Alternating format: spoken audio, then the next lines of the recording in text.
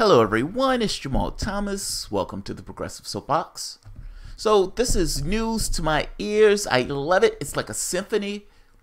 I don't necessarily know the outcome that it's going to be, but about goddamn time. Take a look at this. This story came up earlier, but I didn't get a chance to do it. I got swept into serious stuff.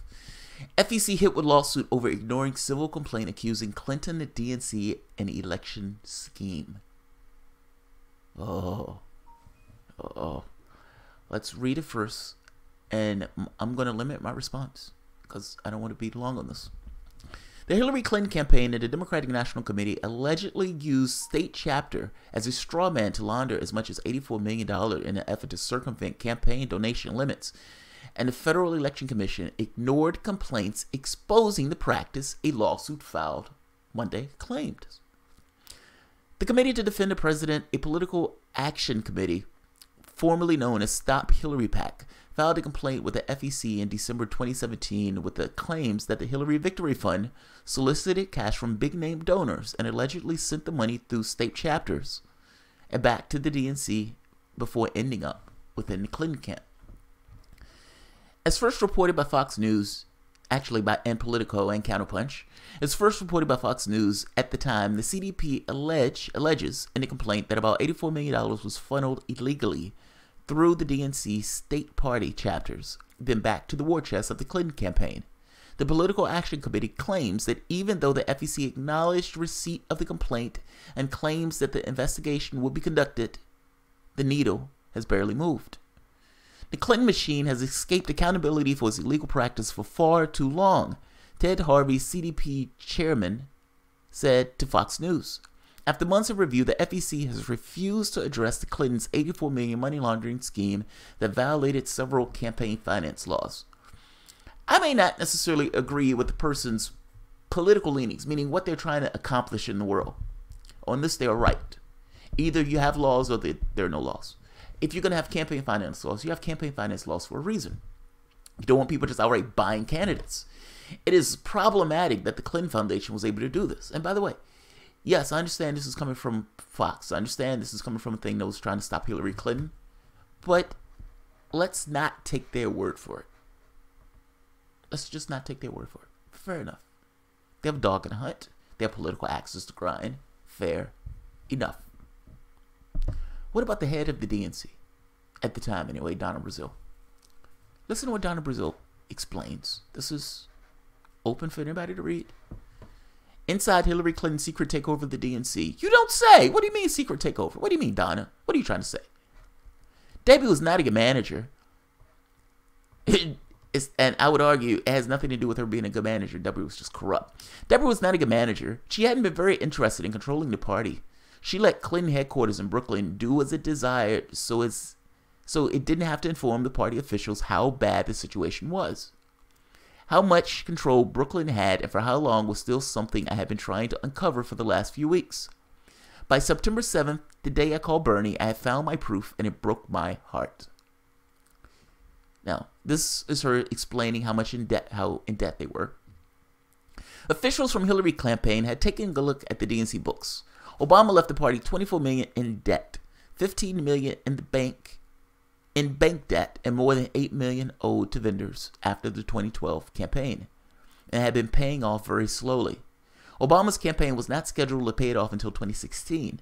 Hillary for America and the Hillary Victory Fund had taken care of 80% of the remaining debt in 2016, about $10 million, and had placed the party on an allowance. Oh, that's so sad. That's so sad. The person, it's like, she's put you on an allowance like it's your mom. I'm putting you on an allowance, Sonny. It's so sad.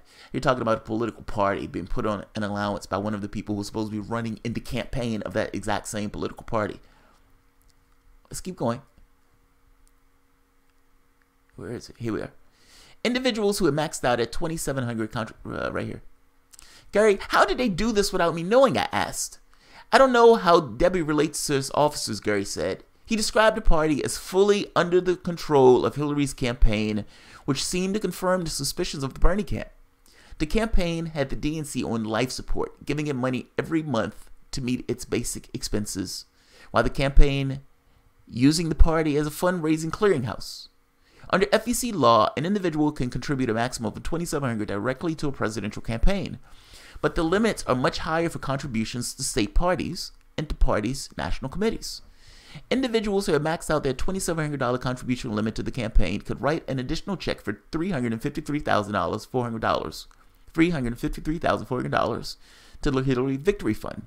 That figure represents $10,000 to each of the 32 state parties who were part of the Victory Fund agreement, $320,000 and $33,400 to the DNC. The money will be deposited in the states first and transferred to the DNC shortly after that. Money in the battleground states usually stay in the state, but all other states funnel the money directly to the DNC, which quickly transferred the money to Brooklyn. Wait, I said. The Victory Fund was supposed to be for whoever was the nominee and the state party races. You're telling me that Hillary has been controlling it since before she got the nomination? Gary said the campaign had to do it or the party would collapse. That was the deal Robbie Mook struck with Debbie, he explained, referring to the campaign manager, Robbie Mook. It was to sustain the DNC. We sent the party nearly $20 million from September until the convention and more to prepare for the election. What's the burn rate, Gary asked. How much money do we need every month to fund the party? The burn rate was $3.5 million to $4 million a month, he said. I gasped. I had a pretty good sense of the DNC operations after having served interim chair for 5 years earlier. Back to then, the monthly expenses were half of that. What happened? The party chair usually shrinks the staff between the presidential election campaigns, but Debbie had chosen not to do that. She struck lots of consultants on the DNC payroll, and Obama consultants were being financed by the DNC too. It sounds like, I could be wrong, but it sounds like Donna Brazile, head of the DNC, is agreeing with what that right-wing group is alleging. Right around the time of the convention, the leaked emails reveal Hillary's campaign was grabbing money from the state parties for its own purposes, leaving the states with very little support down-ballot races. A political story published May 2nd, 2016 described big fundraising vehicles she launched through states the summer before, quoting a vow she had made to rebuild the party from the ground up. When our state parties were strong, we win. That's what would happen. Yet, the states kept less than 1% of the $82 million that was amassed from the extravaganza fundraisers Hillary's campaign was holding, just as Gary had described to me when I talked in August. When the political story described the arrangements as essentially money laundering for the Clinton campaign, Hillary's people were outraged and been accused of doing something shady. Bernie's people were angry for their own reasons, saying that this was part of a calculated strategy to throw the nomination to Hillary Clinton. Now, this seems magnificently corrupt. And what Donna Brazile is saying here, at some point in this article, Donna Brazile says, this wasn't illegal, but it was magnificently corrupt, she used a different word for it. But my point is, it is illegal. Donna Brazile explaining in detail what is effectively money laundering, using states for money laundering, and then trying to clean it up by putting a sentence saying this was unethical, but not necessarily illegal. No, Donna Brazile, it was illegal. She was effectively money laundering. What you're describing there is a money laundering through states. What the FEC is being hit with is saying, we told you about this. It came out in Counterpunch. It came out in Politico. It came out with Donna Brazile saying the exact same thing, that this woman was money laundering through the states, and you sat there, mama, with your thumb in your ass. I'm talking about the FEC. Everybody knew she was doing it. You sat there, mama, didn't do squat about it.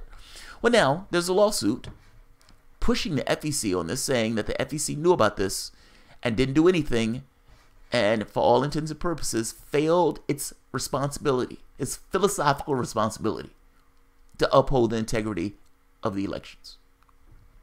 The complaint filed against the FEC said previous reports showed a series of transactions in which the Hillary Victory Fund distributed or disbursed contributions to state party committee members, and they would receive the funds on the same day. The HVF would also allegedly disperse funds to up to 40 state parties at the same time, and those parties would send the money back within 24 hours. I'm repeating. They're literally repeating what Donna Brazile is saying. They're literally repeating what Donna Brazile is saying. The CDP received a letter acknowledging from the FEC in days after their December 15th filings. You will be notified as soon as the Federal Election Commission take final action on your complaint, reads the letter, a copy which was provided to Fox News. Should you receive any additional information on this matter, please forward it to the Office of General Counsel. Officials in the FEC declined to comment when reached for a comment, citing an open investigation. A provision of the federal campaign finance law requires that any commission action on an enforcement matter be kept strictly confidential until the case is resolved, reads an FEC statement provided by Fox News. To comply with this legal commitment and to protect the interests of those involved, we have a policy of not commenting on matters that are before the agency. Your agency has failed spectacularly. Your agency has failed magnificently. If there was an agency that was responsible for keeping dog excrement, let's say it was a house, and let's say that house had the philosophical and responsibility given it to it by the state to make sure that dogs don't go on people's lawn. And all around that house, there's dog excrement. You could say that they failed at their responsibility, right? They failed at their job. I mean, after all, you have a sign out here saying that your philosophical responsibility is to prevent dogs from going in the lawn. And right off the bat, at least in 10 cases, dogs have gone in the lawn, in your own lawn. They failed. They failed. They've outright failed. They had a responsibility to do and maintain this, and they failed.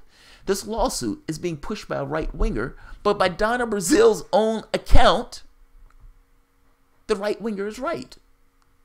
The right-winger is right. The FEC has failed in their responsibility to hold Hillary Clinton to the standard that they were supposed to in running in that election. Everybody knew it. It was publicized in multiple journals, and nothing was done about it. And now they brought a suit against the FEC. It's about goddamn time. It's about goddamn time. I will end this here. I don't want this one to go long. This is why I didn't do it live. So, I will see you guys shortly. If you enjoy the content, please feel free to share, like, and subscribe. And of course, you can always support through Patreon. And by the way, please hit the button at the bottom, the subscription bell. I come in all times of the night. Sometimes you see me at 3 in the morning. I try to do shows throughout the course of the day, but like I said, I also do them at night if there's breaking news or if I'm just up from insomnia. So please hit the button. Please subscribe if you like the content. If you've given me the benefit of the doubt, thank you very much. And if you're a patron or gives through Super Cash under normal circumstances, thank you very much. You guys are immensely appreciated. You guys help this show keep going. So I'm going to end this here. You guys have a good one, and I will probably see you guys live in a few minutes. Thanks, everyone.